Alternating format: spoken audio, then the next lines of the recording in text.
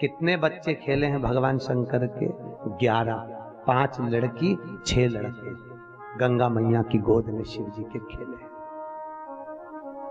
कितने बच्चे? 11। 11 बच्चे भगवान शंकर के गंगा मैया की गोद में खेले। आगे आप कथा में सुनेंगे वो 11 बच्चे कौन कौन थे। 6 का चरित्र तो अभी आ जाएगा थोड़ी देर में।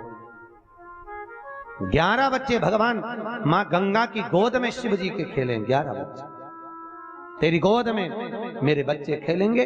और गंगा मैया प्रवाहित हो गई, आंखों में आंसू भरकर गंगा बही प्रवाहित हो। नहीं, समय आया पार्वती मैया का विवाह शिव जी के साथ पक्का हो। उससे पहले भोलेनाथ ने, कामदेव ने भोलेनाथ की समाधि को तोड़ा। कितने नयन हैं भगवान शंकर के? 3। अपने कितने हैं? जम के बोलो। 2। आप कह रहे हो अपने 2 हैं। जब ब्रह्मलोक के देवता ब्रह्मा, बैकुंठ के देवता भगवान विष्णु, तो मृत्यु लोक का देव महादेव, अगर महादेव के 3 नयन है तो पृथ्वी पर जन्म लेने वाले प्रत्येक मनुष्य के 3 नयन है। कितनी आंखें हैं अपनी? 3। एक नेत्र ये जिससे अपन अपनी अच्छाई देखते हैं, दूसरा नेत्र ये जिससे अपन अपने परिवार की अच्छाई देखते हैं, और तीसरा नेत्र हर व्यक्ति का यहाँ होता है जिससे हर एक व्यक्ति की वो बुराई ढूंढा करता है। ये उसका तीसरा नेत्र है, बुराई ढूंढने वाला, उससे बुराई ढूंढ रहा है, केवल बुरा देख रहा है, केवल अच्छा नहीं देख रहा, उसका वो तीसरा नेत्र। भगवान शंकर के तीसरे नेत्र द्वारा कामदेव जलकर भस्म हुए। आम के पल्लव में कामदेव छुपे हुए थे। काय में छुपे? आम के पल्लव में। हिंदू धर्म में बंदरवाल कितनी तरह की होती है? 4 तरह की बंदरवाल हिंदू धर्म में होती है। पहले नंबर की बंदरवाल आम के पत्ते की, जो पूर्णिमा के दिन लगाई जाती है लक्ष्मी की वृद्धि के लिए। दूसरे नंबर की बंदरवाल पीपल के पत्ते की, जो अमावस्या के 1 दिन पहले लगाई जाती है और अमावस्या के दूसरे दिन निकालकर रोड पर फेंकी जाती है, वो पितरों की शांति के लिए लगाई जाती है। तीसरे नंबर की बंदरवाल नीम की होती है, जो चैत्र के महीने में 1 महीने तक रोज लगाई जाती है। चौथी बंदरवाल, ये चैत्र के महीने में जो बंदरवाल लगाई जाती है, ये रोग समाप्ति के लिए लगाई जाती है। चौथे नंबर की बंदरवाल आम के पत्ते और पीपल के पत्ते की होती है, जो घर में समृद्धि और लक्ष्मी के लिए लगाई जाती है। यह 4 तरह की बंदरवाल हमारे हिंदू धर्म में लगाई जाती है। कितने तरह की बंदरवाल? 4।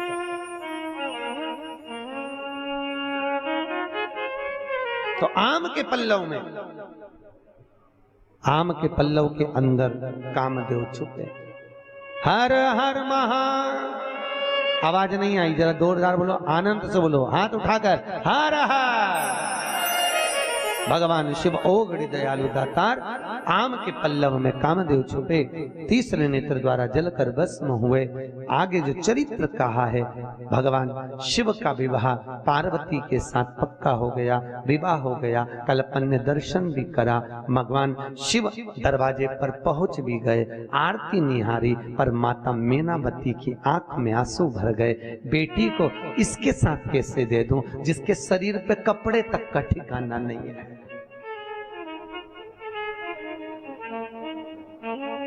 शरीर पे कपड़े ही नहीं है, कैसे? शिव तो ठेरे कैलाशी, हरि गोरा पछताओ, बूढ़े जोगी के संग तुम कैसे रह पाओ। उस भोले बाबा का कोई आगे ना पीछे। पहले लड़की ब्याहते थे तो बड़ा परिवार देखते थे, सही है कि गलत है?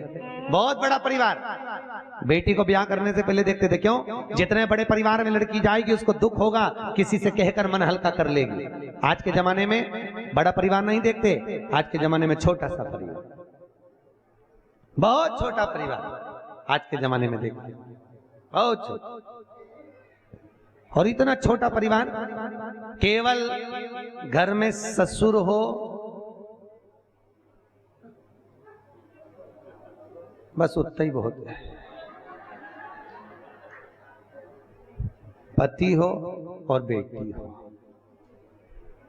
अच्छा, माताएं कितना जोरदार जोरदार ज्ञान देती हैं अपनी बेटी को, कितना जोरदार। क्यों दिन भर लगी रहती है? जितना तेरे से बने उतना करा कर।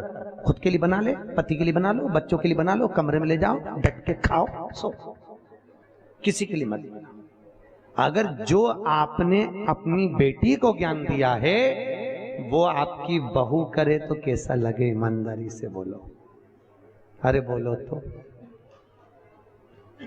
अपनी बेटी को तकलीफ में देखती हो तो तुरंत कह देती हो, और अपनी बहू जो घर में है वो भी तो किसी की बेटी है, वो भी तो किसी की बेटी है कि नहीं? अरे बोलो तो, सही है कि गलत है? तो जैसा व्यवहार आप अपनी बेटियों के लिए रखे हो वैसा व्यवहार अपनी बहुओं के प्रति भी रखिए। और बहुओं से निवेदन है, नंदे आए तो तवेले जैसा मुंह मत बनाओ। कथा में कहा था 3 को देने से कभी नहीं घटता, संत ब्राह्मण को देने से कभी नहीं घटता, बहन बेटी को देने से कभी नहीं घटता, और गौ माता को देने से कभी नहीं घटता, कभी नहीं घटेगा। आपका दिया हुआ आपको बढ़ाएगा, खूब बढ़ाएगा। देने में मत हो।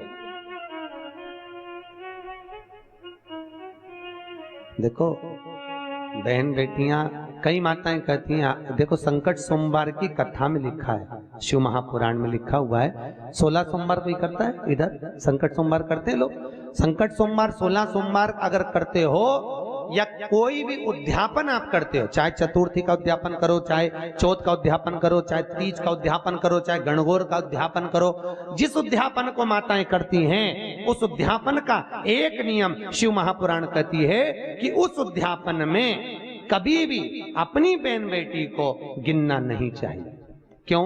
क्योंकि बहन बेटियां तो उस उद्यापन में आएंगी पर वो दान लेने की हकदार नहीं होती, क्योंकि हमने बहन बेटी का खुद दान किया है। किया कि नहीं किया?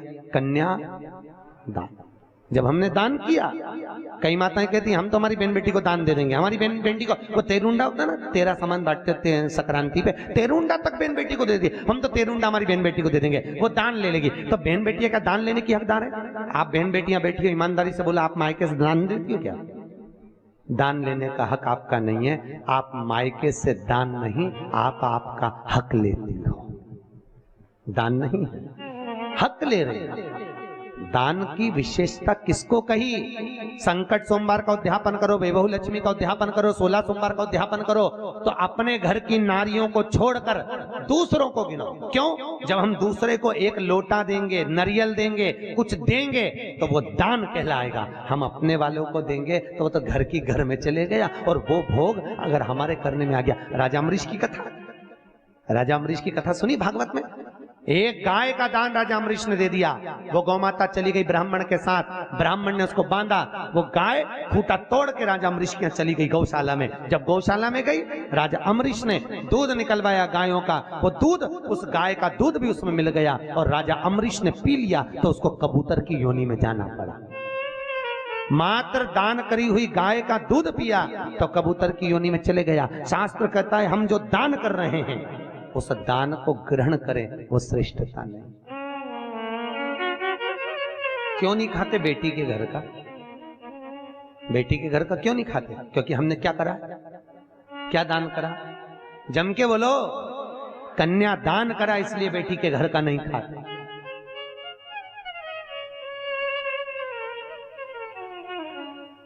भैया नीरज भैया, कई जगह हम भंडारों में जाते हैं तो वहां लोग कहते हैं हमारी तरफ से भंडारे में 1 पीपा घी का दान। क्या बोलते हैं? 1 पीपा घी का दान। अब जिस सेठ जी ने 1 पीपा घी का दान करा है, विष्णु पुराण शिव पुराण कहती है उस घी की नुक्ती, बूंदी, हलवा, पूड़ी कुछ मत खा लेना, क्योंकि तूने बोला है दान, और दान कर दिया और उसी का बनाया हुआ खा लिया तो नरक भोगना पड़ेगा। इसलिए हमारे यहाँ क्या कहते हैं एक पीपा घी भगवान के प्रसाद के लिए दिया। प्रसाद के लिए दिया तो तू भले अब नुक्ति घर में भर के ले जा, अब तू भले हलवा पूड़ी घर में भर के ले जा, क्योंकि प्रसाद तो ले सकते हो। पर जहां तुम्हारे मुख से निकल गया दान किया, मैंने एक पीपा घी दान करा, मैंने एक बोरी शक्कर दान करी, मैंने एक बोरी गेहूं का दान करा, दान कर दिया, तो उसको भाग नहीं ग्रहण करना। राजा अम्बरीश ने गाय का दान देकर उसी गाय का दूध पी लिया तो नरक जैसा जीवन बीता, कबूतर की योनि में पड़ गया। बहुत सोच समझ के दान करना पड़ता है, बहुत सोच समझ के बोलना पड़ता है। मीटिंग में बैठते हैं तो लोग कह देते हैं हमारी तरफ से लिख लो एक पीपा घी का दान, हाँ एक पीपा तेल का दान। अरे भैया दान करा है तो भंडारे में खाने मत जाना भूल से भी। दान की परिभाषा क्या है? दान कहते किसको? सबसे प्रबल दान कौन सा होता है? सबसे प्रबल दान कौन सा? बोलो तो। अव्रत दान। कौन सा दान? अव्रत। अव्रत दान मालूम है कौन सा होता है? जब घर के बहू के घर में डिलीवरी हो रही हो और बच्चा होने के बाद, चाहे लड़का हो चाहे लड़की हो, उसका नाल कटे, उससे पहले जो दान दिया जाए, भले एक मुट्ठी चावल दे दो चाहे एक मुट्ठी गेहूं दे दो, नाल कटने से पहले, बस वो दान अमर दान कहलाता है, वो कभी छिन्न नहीं हो सकता। उसको कहते अव्रत दान। उस दान की कोई परिभाषा ही नहीं है, वो दान प्रबल दान है, उस दान की प्रखरता, उस दान की श्रेष्ठता। अव्रत दान। अब कहोगे महाराज जी सूतक लगे, सूतक कब लगता है, वो सुआ कब लगता है? जब नाल कट जाए तब। नाल कटने से पहले सुआ नहीं लगता, इसलिए दान कर सकते हो। सुआ कब लगेगा? जब नाल कट जाएगी तब। हाँ? पर आज के जमाने में वो दान नहीं हो पाता, क्योंकि बच्चे हॉस्पिटल में जन्म लेते हैं। कितनी सुंदर बात की, पहले बच्चे दादी के घर में जन्म लेते थे तो दादी से प्रेम ज्यादा होता था, तो दिन भर दादी के पास रहते थे। नानी के घर में बच्चे पैदा होते थे तो नानी के घर से प्रेम होता था, मामा नाना मौसी से, तो उनके घर ज्यादा जाते थे। आज के जमाने में बच्चे हॉस्पिटल में पैदा होते हैं, इसलिए हर 2-4 दिन में हॉस्पिटल चले जाते हैं। थोड़ी सी भी बीमारी पड़ी, मौसी की याद आ गई, हॉस्पिटल वाली सिस्टर की, जा। बच्चों को थोड़ी सी खांसी चली, डॉक्टर मौसा की याद आ गई, जा तुरंत। क्यों? हॉस्पिटल में पैदा हुए, इसलिए हॉस्पिटल से प्रेम है। नानी के घर पैदा होते तो नानी से होता, दादी के घर पैदा होते तो। आप में से बहुत सारे बच्चे ऐसे होंगे जो पुराने समय में तो दादा नानी के यहाँ ज्यादा, नाना नानी के यहाँ जो पैदा हुए तो नाना नानी से बहुत प्रेम होता है। कई माताएं ऐसी हैं जिनको नाना नानी से बहुत प्रेम था, बहुत। हम तो हमारे नाना के ही पले, हम तो हमारे नाना के ही लिए, हम तो हमारे दादा के ही लिए। क्यों? दादा से प्रेम था, वहीं पैदा हुए, वहीं बड़े हुए। अब तो आज के बच्चे तो हॉस्पिटल में पैदा हो तो डॉक्टर सिस्टर से प्रेम। तुम देखना बच्चों को, घर में रहेंगे बीमार, जैसे ही हॉस्पिटल की सीढ़ी चढ़े बस डॉक्टर ने हाथ पकड़ा और अच्छे हो गए, उतनी देर में अच्छे। अच्छा समझ में नहीं आया, तुमको ही नहीं समझ में आया कि अच्छा कैसे हो गया? अभी तो इतनी तेज बुखार था, अभी तो इतना बीमार था। और हॉस्पिटल में जाते सी जब तक वो 500 रुपए लगाए नहीं तब तक वो ठीक हो ही नहीं, क्योंकि वो नाना और मौसी का भला करे। 500 रुपए दो हमारे मामा जी को तुरंत। इसने फिर वही वाली बात आ गई, ये तो प्रेम की बात है रे ऊधो, बंदगी तेरे बस की। प्रेम जहां पर हो, वात्सल्यता जहां पर हो, भगवान शिव की कथा कह रही है, भगवान शंकर करुणा सागर की कथा कह रही है। माता पार्वती को मैनावती ने खूब समझाया पर पार्वती जी नहीं मानी। पार्वती ने कहा माँ जो किस्मत में होता है वही होगा, भाग्य को कोई पलट नहीं सकता। मैं विवाह करूंगी, शिव से करूंगी विवाह। हो पहले सारे डाकनी पिशाचनी चुड़ैल भूत भयंकर सब आए, शादी में भोजन की तैयारी हुई। यहाँ 33 करोड़ देवी देवता बैठ गए, यहाँ भूत चुड़ैल बैठ गए, किसी के 12 मुंह किसी के 14 मुंह बैठे। पंगत लगी, पत्तल लगी, इधर लगती है पंगत, पत्तल पत्तल लगी, इधर पत्तल लगाई, इधर आए पत्तल लगाने वाले, एक के 12 मुंह थे। उससे पूछा कौन से मुंह से खाएगा, पत्तल कितनी धरूं? उसने कहा 12 थाली रख, 12 पत्तल। 12 पत्तल जानते हो ना? अरे बोलो तो, पत्तल 12 पत्तल रखी। और आगे गए, एक का मुंह आगे पीछे, उससे पूछा दादा तू कहां से खाएगा? उसने कहा 2 पत्तल रख, एक आगे एक पीछे। और आगे गए, उसका मुंह ही नहीं था, केवल गला ही गला। उससे पूछा तू कैसे खाएगा? तो के बाल्टी में लाता जा, गला में कूटता जा। परसगारी करने वालों के पसीने छूट गए, ऐसी बारात हमसे नहीं जिमाई जाए। सारे के सारे हिमालय राज के पास में गए। हिमालय राज से कहा महाराज ये बारात हमसे नहीं जिमा सकते, कोई के 12 पत्तल धरो, कोई के आगे धरो, कोई के पीछे धरो, कोई के गले में कूट दो, कैसे जिमाए? हिमालय राज ने कहा ब्याह नारद जी ने पक्का कराया, उसको पकड़ो। लड़का लड़की के बीच में एक होता है नारद, उसकी आफत, उसको पकड़ा। नारद जी क्या करें? नारद जी कहले बोले चिंता मत करो, जैसे देवता बैठ के जिम रहे ना, हाँ उनको बैठ के जिमा। अब इनका क्या करें? भूत चुड़ैलों का कुछ मत करो, यहां से वहां तक बर्तन भर भर के रख दो और इनके हाथ में एक एक प्लेट एक एक चम्मच दे दो, और जैसे गाय को खूंटा से छोड़े इनको पूरे खले में छोड़ दो और चरने दो। इतने में इंद्रदेव ने ब्रह्मा जी से पूछा प्रभु देवता बैठ के जीम रहे, इनके जीमने का नाम तो पंगत है, पर ये भूत चुड़ैल खड़े खड़े खा रहे, इनके खाने का क्या नाम है? ब्रह्मा जी बोले इसको कलयुग में बफेट कहेंगे, इसी को कलयुग में बफेट कहेंगे।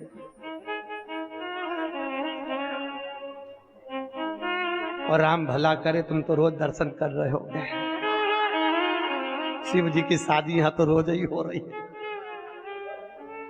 और तुम देखना बफेट में बड़े बड़े लोग ना जाने काका का रूप धर के आए, भगवान जाने, यहाँ से कत्थई, यहाँ से नीली, यहाँ की बिंदी यहाँ चिपकाई आई, और भगवान भला करे ऐसा बाल, उसमें ऐसे बाल निकल रहे। एक जगह पूना कथा करने गए, मंगलवार पेट में कथा थी, और राजस्थानी महिला मंडल कथा कराई है, राजस्थानी महिला मंडल कथा कराई।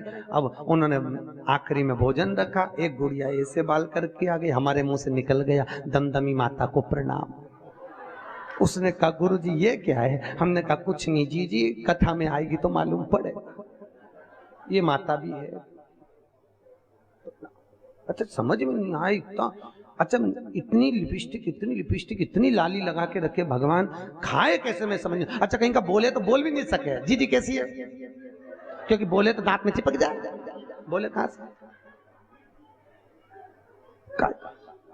अच्छा वो गुलाब जामुन इतनी बड़ी तो उसको भी 2-3 बार काट के खाए, क्यों? क्योंकि होठ में लिपस्टिक और मुंह भी पूरा, फिर हर हर। और साथ में वो बफेट में, पहले तो घर के लोग भोजन देते थे साहब बफेट में, अग्रवाल जी पहले घर के लोग खड़े होते थे भोजन देने के लिए बफेट में, आजकल बेटर खड़े होते हैं, नौकर खड़े होते हैं, और बड़े बड़े घर की सेठानियां करोड़पति जिनके नौकर काम करे, बड़े बड़े घर की सेठानियां हीरे की चूड़ी पहनने वाली भी, एक दे दे भैया, अच्छे अच्छे पैसे वाले भीख मांगे, भैया भैया दे दे। बड़े बड़े घर की सेठानियां थाली लेके मांगती फिरे, एक एक वेटर से दे दे। सबसे ज्यादा आनंद आए वो ऐसे पानी फोड़ते ना, हैदराबाद में था, हाँ पानी पूरी, उसको हैदराबाद में कहते गुपचुप। हमने कहा गुपचुप इसलिए बोलते जैसे मुंह में गुप्त आदमी चुप,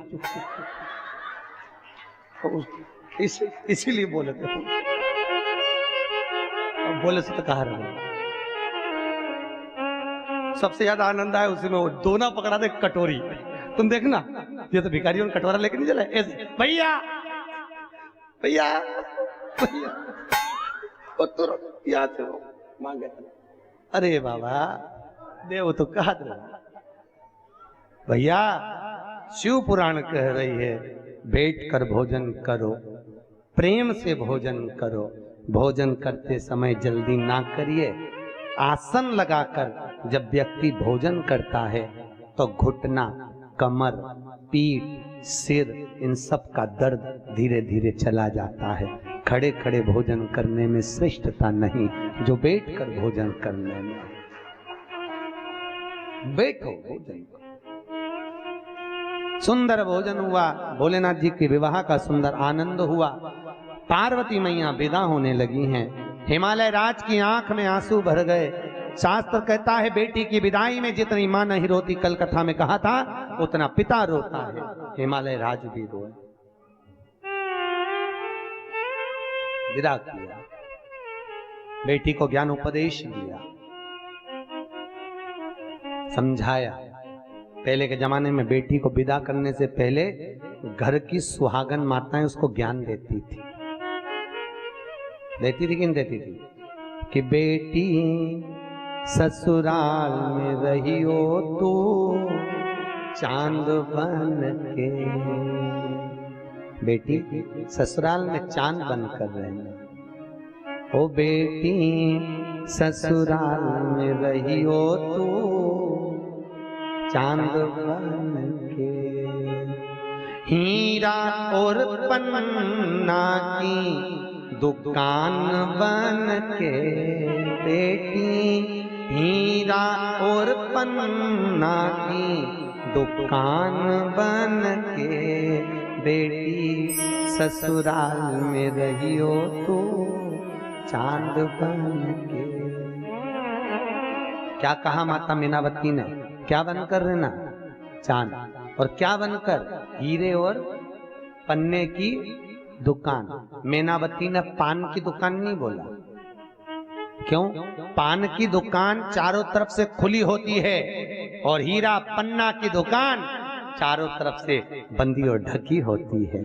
हीरा और पन्ना की दुकान बन के, बेटी ससुराल में रहियो तू चांद बन के। सास ससुर जो पहले जागे तू पहले जग जइयो। बेटी बोलो, सास ससुर जो पहले जागे तू पहले जग जइयो। हीरा और पन्ना की दुकान बन के, बेटी ससुराल में रहियो तू चांद बन के। ज्ञान दिया बेटी, ससुराल में चांद बन कर रे, हीरे पन्ने की दुकान बन कर रे। और सुन, सास ससुर पहले जागे तो तू बोलो तो पहले जग जा। पर आज के जमाने में बहुएं कब जगती है? जब बच्चों को स्कूल भेजना हो उसके 15-20 मिनट पहले। कितने मिनट? 15। और उसमें भी जब तीरंदाजी देखो, जा रहा जल्दी तैयार हो जा, बस आने वाली है, ऑटो आने वाला, जल्दी कर जल्दी कर जल्दी कर। इतने में बेचारी बूढ़ी अम्मा उठ के बोलती है, बहुत चिल्ला चोट मत कर, तू टिफिन बना दे, मैं तैयार कर दूंगी, रहने दे तू जा। क्योंकि बहू तो चाहिए रही थी कि डोकरी उठ जाए बस जल्दी से, इसको तैयार कर दे।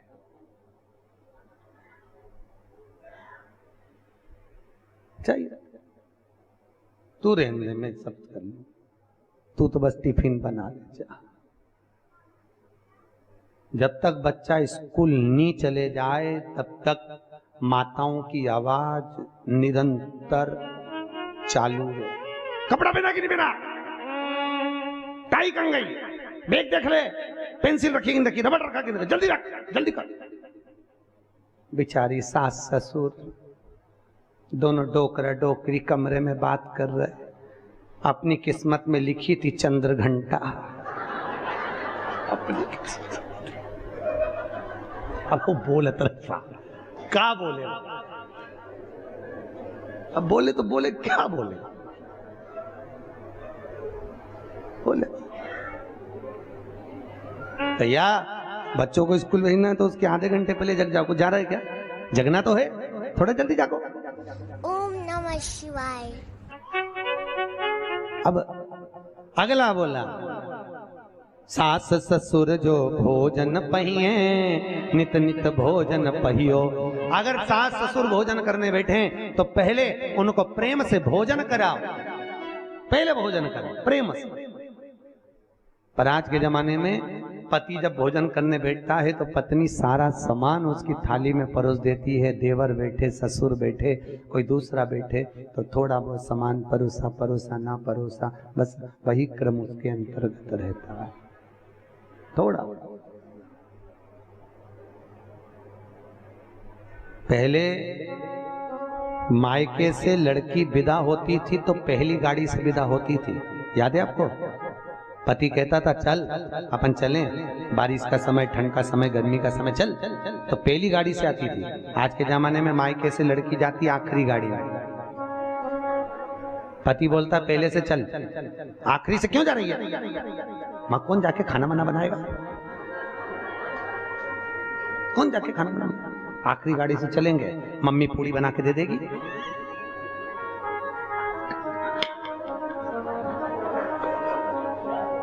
कहीं को जाए। अच्छा तुम सोच रही होगी महाराज कहां से पकड़ लाए।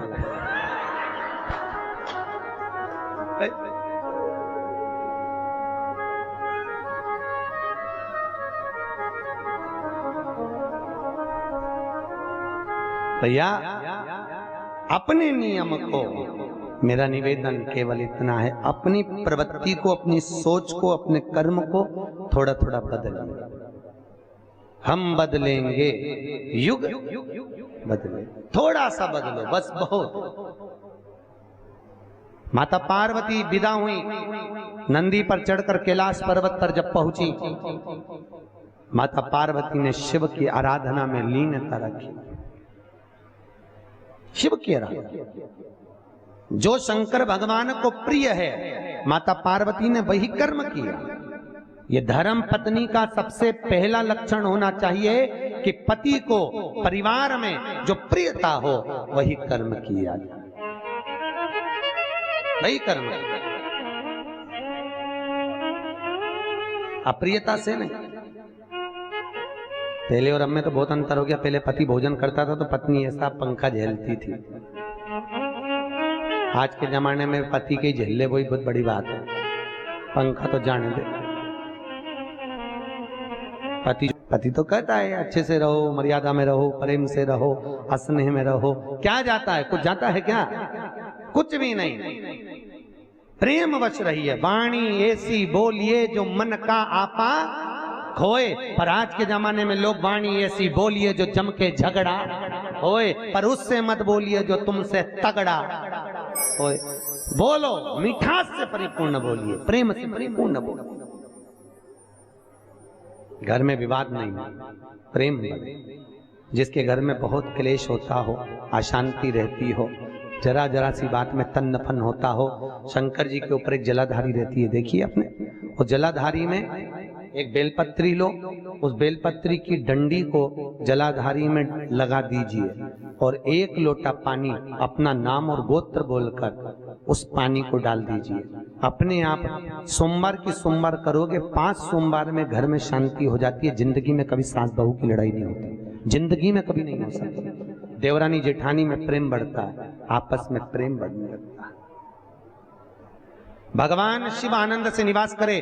तारकासुर को मारने के लिए शिव पार्वती का विवाह करा था। समय आया भगवान शंकर के यहाँ आनंद सुख से भगवान शिव ने देखा तारकासुर का संहार करना है, तब भगवान शिव का तेज पुंज लेकर अग्नि देवता ने उस तेज पुंज को ले जाकर मां गंगा में विसर्जित कर दिया। जब माता गंगा की गोद में शिव जी का तेज पुंज गया तो माता पार्वती को क्रोध आ गया कि भगवान शिव के गर्भ को मैं धारण करती, पर शंकर भगवान का तेज पुंज मां गंगा में गया है। इसलिए हे अग्नि नारायण, हे अग्नि देव, हे सूर्य देव, तुमने मेरे पति के तेज भाव को गंगा में प्रवाहित करा, तुम्हें कबूतर की योनि होगी।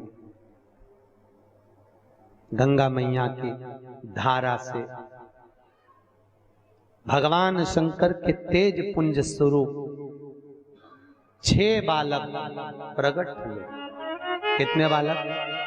6। उन 6 बालक को माता गंगा ने कृतिकाओं को दे दिया, संतों की पत्नी, ऋषियों की पत्नी।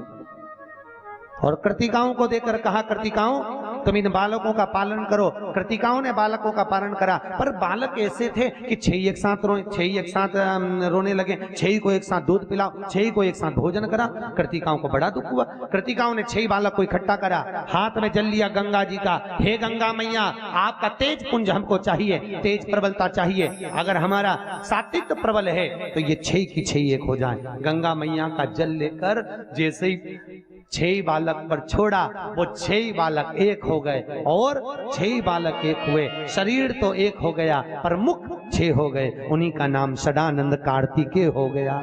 बोल कार्तिकेय महाराज की। सदानंद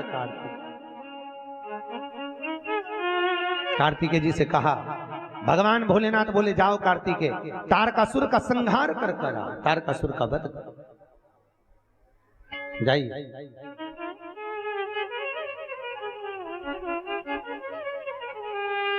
कार्तिकेय जी गए।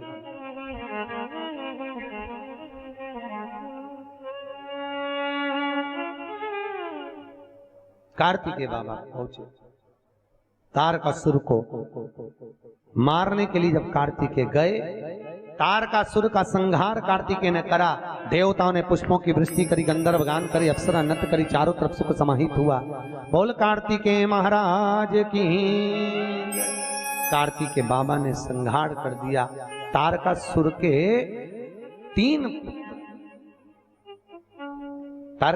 3 बेटे, तारकाक्ष, विदुन्माली, कमलाक्ष। क्या नाम था? तारकाक्ष, विदुन्माली, कमलाक्ष। ये तारकासुर के 3 बेटे।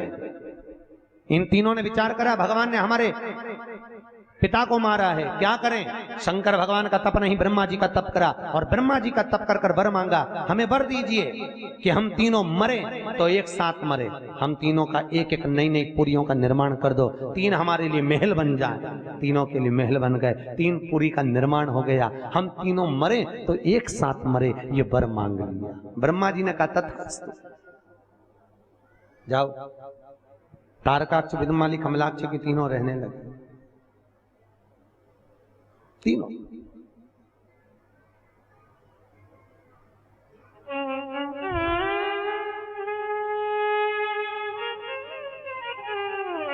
अब तीनों निवास करे। समय आया, आज भगवान भोलेनाथ के पास में देवताओं ने जाकर विनती करी, हे भोलेनाथ, हे त्रिकालदर्शी, हे कैलाशी अविनाशी, हे शंकर, हे करुणा सागर, हे भोलेनाथ, हे त्रिकालदर्शी, प्रभु करुणा करिए। नमामि शमीशान।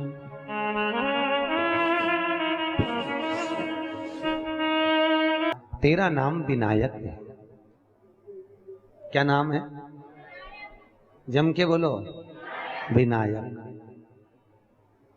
देखो, आज कथा अपन लेंगे गणेश जी के प्रागट्य तक की। कल वर्णन करेंगे अष्टविनायक, 8 गणेश। कौन सा गणेश किस जगह पर पूजना चाहिए? कोई काम अटक रहा हो तो कौन सा गणेश, पैसा निकालना हो तो कौन सा गणेश, विवाह कराना हो तो कौन सा गणेश, मकान बनाना हो तो कौन सा गणेश, कल कथा में लेंगे। और लक्ष्मी कितनी? अष्टलक्ष्मी। 8 लक्ष्मी में कौन सी लक्ष्मी घर में होना चाहिए, कौन सी लक्ष्मी व्यापार में होना चाहिए, कौन सी लक्ष्मी बच्चों के पढ़ाई वाले कमरे में होना चाहिए, उस लक्ष्मी का वर्णन कल कथा में श्रवण करेंगे। अष्टलक्ष्मी, अष्टविनायक, अष्टगणेश का वर्णन कर लें। विनायक प्रगटे। मां ने कहा, बेटा दरवाजे पर खड़े रहना, हम स्नान करने जा रहे हैं, किसी को आने मत देना। बाबा भोलेनाथ जी उसी समय पर आ गए। जैसे ही बाबा भोलेनाथ आए, विनायक ने रोक दिया, ए बाबा कहां जा रहे हो? बाबा नहीं माने, अंदर जाने लगे। बालक ने रोका, तो कौन है रे? बालक कहता है, मैं मेरी माँ का पुत्र। क्या नाम है? विनायक। क्या नाम तेरे पिता माँ का? ना माँ का नाम जानता हूं, ना पिता का नाम जानता हूं, मेरे को तो मेरी माँ ने प्रकट किया। अंदर जाने दो। नहीं जाने दिया, क्रोध आ गया। शंकर भगवान ने सिर काटा, सिर जाकर माँ की गोद में गिरा। माँ को क्रोध आया। माँ ने कहा, भोलेनाथ प्रभु, अगर ये मेरा बेटा जीवित नहीं हुआ तो पूरी पृथ्वी को, ब्रह्मांड को गेंद की तरह तोड़ दूंगी। तब भगवान भोलेनाथ ने गणों को भेजकर, जो माँ अपने बेटे से पीट कर कट सो रही हो, उस बच्चे का सिर काट कर लिया। और माँ के कहने पर, भगवान के कहने पर, एक हथनी अपने बच्चे से पीट कर कर सो रही थी, हाथी के बच्चे का सिर काट कर लिया और उस सिर को लाकर शिव जी को दिया। भोलेनाथ जी ने वो सिर जोड़ दिया। भगवान सिर को जोड़े और वहीं पर श्री गणेश जी महाराज प्रकट हो रहे हैं। बोल गणेश जी महाराज की। वहीं पर श्री गणेश जी महाराज प्रकट हुए। गणेश जी माता शंकर पार्वती के साथ में पधार रहे हैं। जोरदार ताली बजाकर स्वागत करिए गणेश जी महाराज।